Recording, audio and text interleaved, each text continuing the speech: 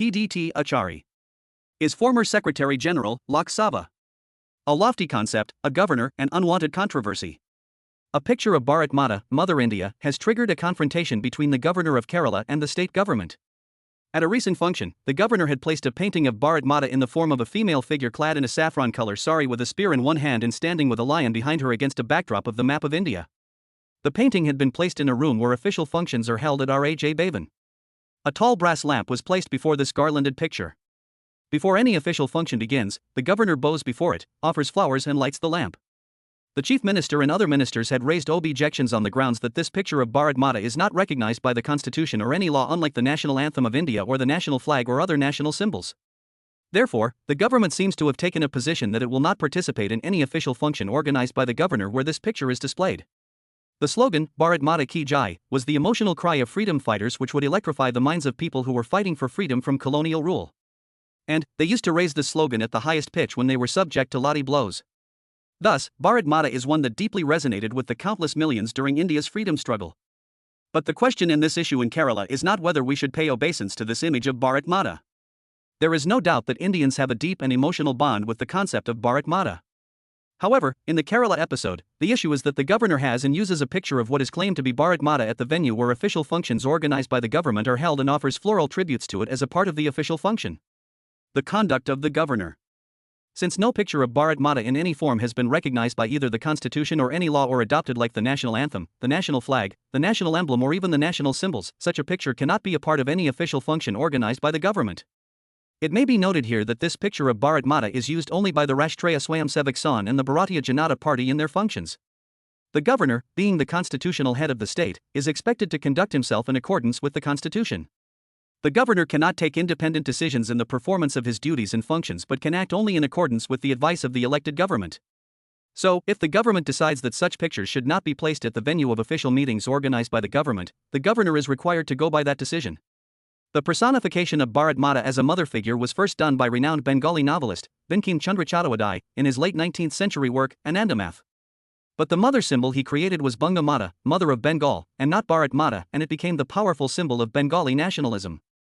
But it was Abanindranath Tagore, the nephew of Rabindranath Tagore, who first did a painting of the Bunga Mata in 1905. This depiction, with 4 arms, in some ways resembled a Hindu goddess.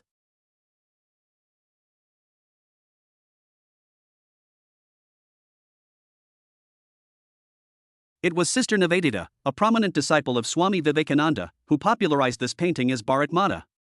Later, Bharat Mata Ki Jai became the most powerful slogan of the national freedom movement but without any visual representation. The national movement never adopted any picture of the Bharat Mata. A lofty concept. No one has defined the concept of Bharat Mata as brilliantly as Pandit Jawaharlal Nehru. He explains it in his inimitable style in his discovery of India, that sometimes as I reached a gathering a great roar of welcome would greet me, Bharat Mata Ki Jai, victory to Mother India. I would ask them unexpectedly what they meant by that cry, who was this Bharat Mata, whose victory they wanted. The mountains and the rivers of India and the forest and the broad fields which gave us food were all dear to us, but what counted ultimately were the people of India, people like them and me who were spread out all over this vast land. Bharat Mata, Mother India, was essentially these millions of people, and victory to her meant victory to these people. It is rather unfortunate that this lofty concept of Bharat Mata has triggered an unseemly controversy involving the governor of Kerala. Obviously, the picture of a female figure in a saffron sari, with a spear in hand and a lion behind her, cannot be a symbol of Bharat Mata. The display of such a picture is a throwback to 19th century nationalism which has no relevance in modern times. Indian nationalism under Gandhi had a strong secular core and was inclusive. Anthropomorphization of a country is an outdated idea. The diversities, the divisions of Indian society, multiple religions, races, and different levels of cultural developments cannot be represented by such a figure. Governor versus the government. The country has witnessed too many unseemly fights between governors and state governments. The Supreme Court of India has intervened in some cases and tried to set things right. Nevertheless, the governor-government spats continue to occur. The Constitution and the interpretations thereon by the Supreme Court have clearly laid down the limits of a governor's powers and functions. Dr. B.R. Ambedkar had said emphatically in the Constituent Assembly, the governor under the Constitution has no functions which he can discharge by himself, no functions at all. The Raj Bhavan Kerala controversy, deliberate or otherwise, was absolutely unnecessary. It sours the relationship between the governor and the elected government. In official functions, symbols or logos or other visual representations used by private organizations cannot be used. Raj Bhavan does not merely consist of the private chambers of the governor.